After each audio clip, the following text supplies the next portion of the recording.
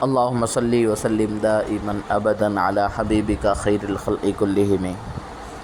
جیسا کہ بیان کیا گیا، آپ کے دادا حضرت عبد المطلب نے آپ صلی اللہ علیہ وسلم کا اسم گرامی محمد صلی اللہ علیہ وسلم رکھا۔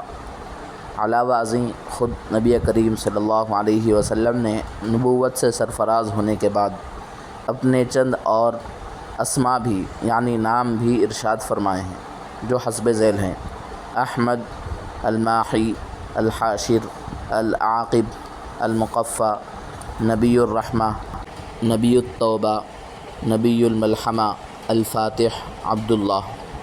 آپ نے ارشاد فرمایا، اللہ تعالیٰ نے سیدنا اسماعیل علیہ السلام کی اولاد میں قبیلہ کنانہ کو منتخب فرمایا، پھر قبیلہ کنانہ سے قبیلہ قریش کو منتخب کیا، پھر قبیلہ قریش سے بنی ہاشم کو منتخب کیا، پھر بنو ہاشم میں سے مجھ کو منتخب فرمایا۔